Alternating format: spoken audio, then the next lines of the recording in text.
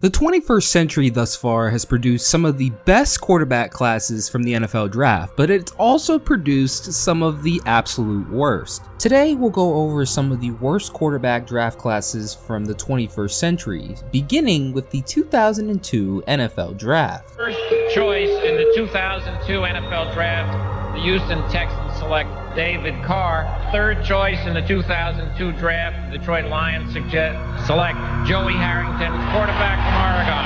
At the 32nd choice in this 2002 draft, the Washington Redskins select Patrick Ramsey, quarterback from Tulane. You had 3 quarterbacks selected in the first round, and all of them did not pan out. Poor David Carr was selected by an expansion Houston Texans team that allowed him to be sacked 76 times, which set an NFL record during his rookie season. And although he showed flashes at times, it was never sustained, as he ended his career with 65 touchdowns and 71 interceptions, along with a passer rating of 74.9 and threw for a little over 14,000 yards in his career. Joey Harrington had a similar stat line with the Detroit Lions, as he ended his career with 79 touchdowns and 85 interceptions, along with a passer rating of 69.4 and threw for a little over 14,000 yards as well. Much like David Carr, Joey Harrington didn't stand much of a chance with a terrible Detroit Lions team, but those stats are Hall of Fame numbers compared to Patrick Ramsey, who really didn't do much with the Redskins either, throwing for 35 touchdowns and 30 interceptions with a passer rating of 74.9 and throwing for a little under 6,000 yards. So while those 3 didn't pan out, you have to look a little further to find the best quarterbacks from this draft class, being Josh McCown, who was selected in the 3rd round by the Arizona Cardinals, and David Garrard, who was selected in the 4th round by the Jacksonville Jaguars. McCown ended up being a solid career backup from 2002 to 2019, while David Garrard ended up leading the Jaguars to the playoffs way back in 2007 as a starter. While those 2 are not going to make the Hall of Fame anytime soon, they still had solid careers for being selected in the 3rd and 4th rounds. But since those 2 quarterbacks are the best from that particular draft class, it goes to show that it's not exactly a perfect science. Now that we got the first draft class out of the way, let's move on to the 2007 NFL draft. With the first pick in the 2007 NFL Draft, the Oakland Raiders select quarterback Jamarcus Russell, LSU. With the 22nd pick in the 2000 NFL Draft, the Cleveland Browns select Brady Quinn, quarterback Notre Dame.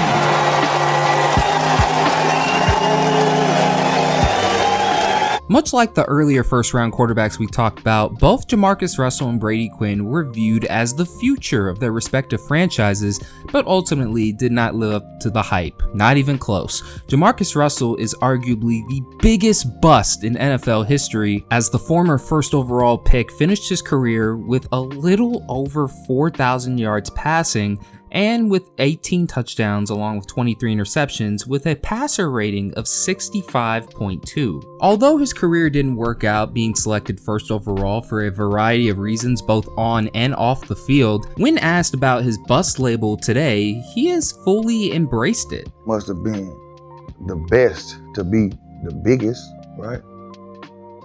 I'll say my shit didn't turn out how I would want it to, or not how they expected it to. If you're gonna call me a bust, like you say, put the biggest on that motherfucker. Believe it or not, he actually put up better career numbers than Brady Quinn, as Quinn only threw for a little over 3,000 yards, along with 12 touchdowns and 17 interceptions, and a passer rating of 64.4, despite playing a lot longer than Jamarcus Russell in the NFL. He was supposed to be the savior of the Cleveland Browns at the time, but didn't come close to it. But that's not all the quarterbacks that were taken in the 2007 NFL draft. You also had Kevin Kolb going 36 overall to the Philadelphia Eagles, John Beck going 40th overall to the Miami Dolphins, and finally Drew Stanton going 43rd overall to the Detroit Lions. A couple of other notable quarterbacks include the 3rd round pick Trent Edwards, who went 92nd overall to the Buffalo Bills, and of course you have one of the Heisman Trophy winners, Troy Smith, going 174th in the 5th round to the Baltimore Ravens. All of these quarterbacks were basically career backups, even though they did start at one point or another in the NFL. With all of these quarterbacks being selected, who ended up being the best from this draft class? Well, it was actually someone who went undrafted. Matt Moore was an undrafted free agent for the Carolina Panthers and ended up starting some games for them before moving on to the Miami Dolphins, where he was actually a solid starter for a little bit, even leading the Dolphins to the playoffs one year. He ended his career in 2020 with the Kansas City Chiefs, winning a Super Bowl the year prior as a backup to Patrick Mahomes. Now, let's move on to the 2010 NFL Draft. With the first pick in the 2010 NFL Draft, the St. Louis Rams select Sam Bradford, quarterback, Oklahoma. And with the 25th pick in the 2010 NFL Draft, the Denver Broncos select Tim Tebow, quarterback, Florida. You had not just one, but two Heisman Trophy winning quarterbacks being taken in the first round of the 2010 NFL Draft. 2008 Heisman Trophy winner Sam Bradford was taken first overall by the St. Louis Rams in the hopes of rejuvenating their franchise. And at first, it was looking like it was going to work. He ended up walking away with the 2010 NFL's Offensive Rookie of the Year. Sadly, that would be the peak during his time in St. Louis, as he was unable to stay healthy in 3 of those 5 seasons he was there, tearing his ACL in 2013 and once again tearing the same one in 2014. He was later traded to the Philadelphia Eagles, but after leaving there after a season, he ended up going to the Minnesota Vikings, where he actually had a bit of a career resurgence, setting an NFL single-season record for completion percentage with 71.6 of his passes completed. However, it would be the same song and dance as in St. Louis, as in 2017 he was once again injured and out for the season.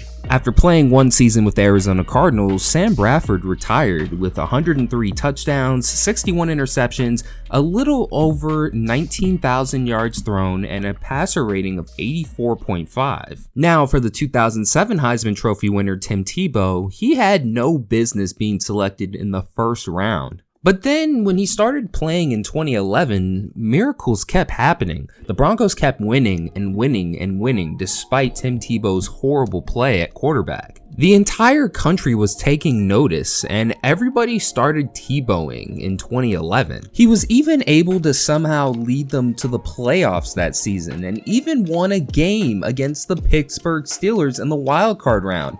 But after the Patriots destroyed them in the divisional round, that was the end of Tebow mania.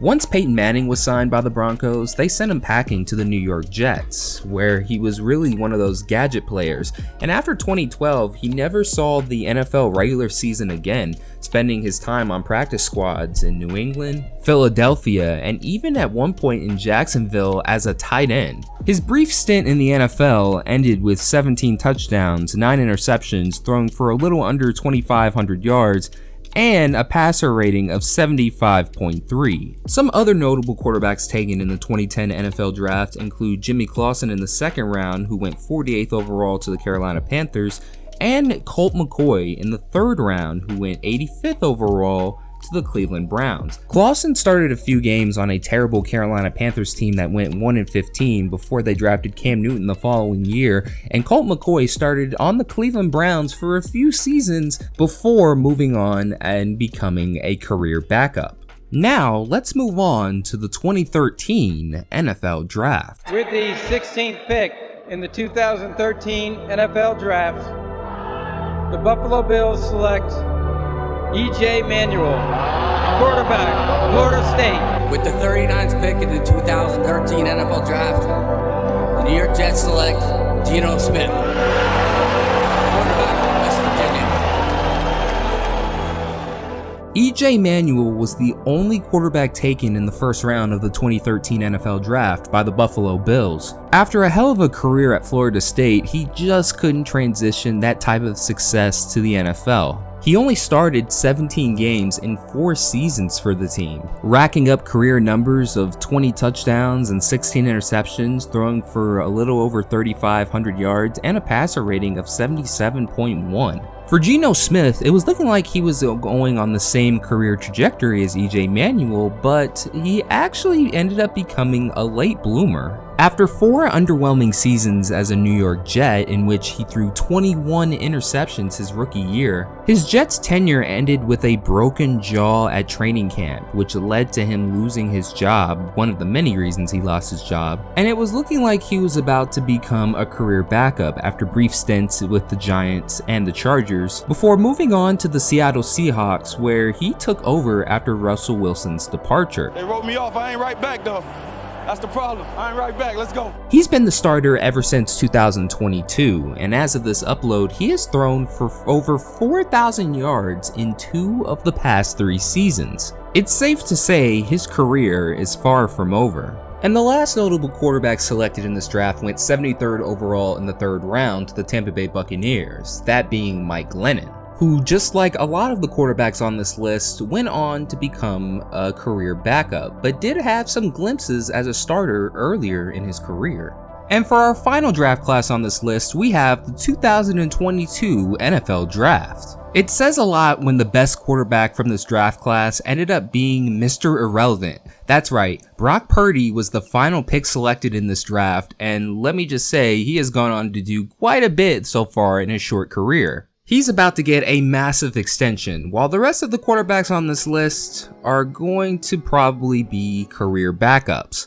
You have Kenny Pickett, who was taken 20th overall in the 1st round, who didn't work out in Pittsburgh and is currently a backup for the Philadelphia Eagles. His career stats so far are 15 touchdowns, 14 interceptions, throwing for a little over 4,700 yards, and a career passer rating of 79.3. Desmond Ridder was taken in the 3rd round with the 74th overall pick to the Atlanta Falcons and didn't last long there as a starter, and is currently a backup for the Las Vegas Raiders. So far, his career stats are 16 touchdowns, 14 interceptions, throwing for a little over 4,000 yards, and a career passer rating of 82.6. Malik Willis was selected with the 86th overall pick in the 3rd round by the Tennessee Titans and only lasted a couple seasons there before being traded and is now a backup for the Green Bay Packers. So far, he's only thrown for 3 touchdowns, 3 interceptions, 900 yards, and a career passer rating of 83.3.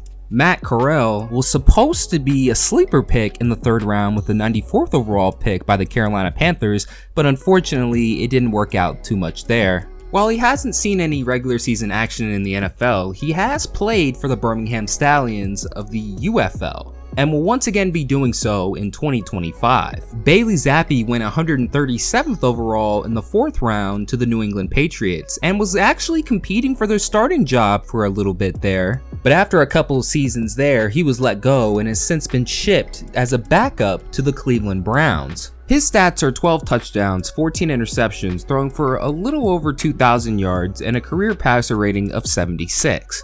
And finally, Sam Howell went 144th overall in the 5th round to the Washington Commanders, where he was actually the full-time starter in 2023 for them, nearly throwing for 4,000 yards in his only season starting. But much like the other quarterbacks, after a couple of seasons, he has since moved on as a backup to the Seattle Seahawks. He's thrown for 22 touchdowns, 23 interceptions, a little over 4,100 yards, and a career passer rating of 77.5. We'll see if he's the quarterback of the future in Seattle. Safe to say that Brock Purdy, aka Mr. Irrelevant of the 2022 NFL Draft, is by far the best quarterback of this class. In the 5 games he started during his rookie season, he led the 49ers to a 5-0 record, throwing for 13 touchdowns, 4 interceptions, and a little over 1,300 yards. But the following season was a massive improvement, as he started all 16 games, leading them to a 12-4 record, throwing for 31 touchdowns, 11 interceptions, and a little over 4,200 yards, and leading the league in passer rating with 113. This was a good enough season to help lead the 49ers back to the Super Bowl. Mr. Irrelevant in his 2nd season leading his team to the Super Bowl was unbelievable, but sadly, they ended up losing to Patrick Mahomes and the Kansas City Chiefs. He's coming off of a 2024 season that was filled with injuries to the 49ers roster and unfortunately missed the playoffs, but was still able to put up numbers of 20 touchdowns, 12 interceptions, and throwing for a little over 3,800 yards with a passer rating of 96.1. And like I mentioned earlier, he is now in line for a massive extension, from Mr. Irrelevant to potentially being one of the highest paid quarterbacks in the NFL in just 3 seasons. A massive achievement. So far, his stats are 64 touchdowns, 27 interceptions, throwing for a little over 9,500 yards, and a career passer rating of 104.9. It's safe to say that Brock Purdy will continue carrying the banner for the 2022 QB draft class for many years to come.